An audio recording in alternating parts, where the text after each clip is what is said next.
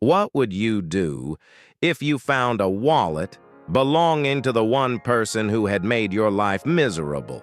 Most people think they know the answer, but sometimes the real test isn't about what you deserve. It's about who you decide to be. Ethan Cole was 27, working night shifts at a small gas station on the edge of Brookfield. The pay was low, the hours colder, and the customers, well, they weren't all polite. One of them was Mr. Randall, his old high school teacher. Back in the day, Randall had humiliated Ethan in front of the entire class for getting an answer wrong, called him dead weight, and told him he'd end up behind a counter forever. Years passed, but the sting stayed.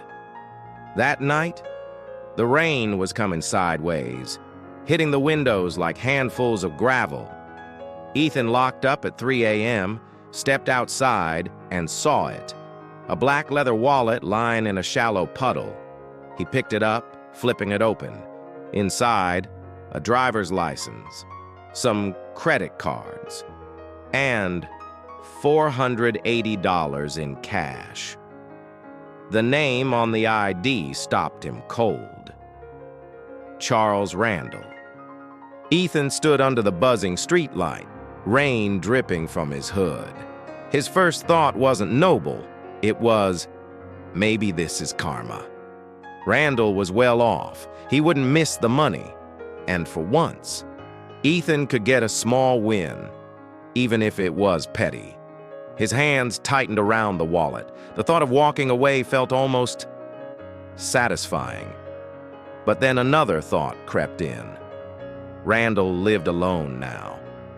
Ethan had heard from an old friend that his wife had passed. No kids, no one to call if something went wrong. Ethan imagined the old man waking up, patting his pockets, panic spreading. He knew that feeling. He'd been there.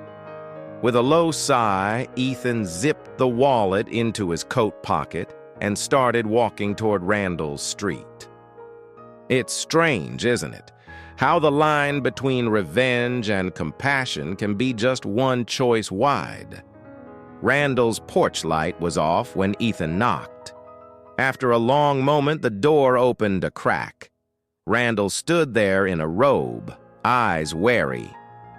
"I found this," Ethan said, holding out the wallet. "On the sidewalk near the station." Randall took it slowly, blinking at the soaked leather. His voice when it came was rough. I didn't even know I'd lost it." He hesitated. "Thank you, Ethan." Hearing his name, spoken without mockery, felt odd. Randall stepped aside and almost awkwardly asked if Ethan wanted a cup of coffee.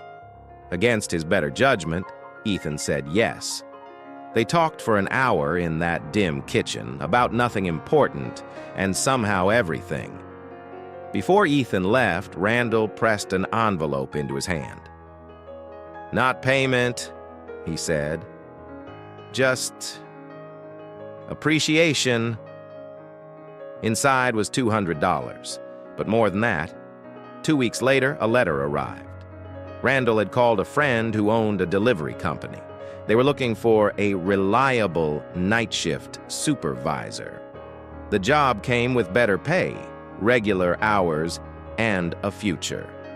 Ethan kept the wallet's image in his mind for years, not as a symbol of temptation, but as proof that kindness can echo back in ways you never expect. That's how a wet wallet, a cold night, and one small choice changed the direction of a man's life. If this story made you pause for a moment, share it with someone who might be standing at their own crossroad. And if you'd like to hear more stories that carry a little warmth through the rain, stay close. I've got more to tell.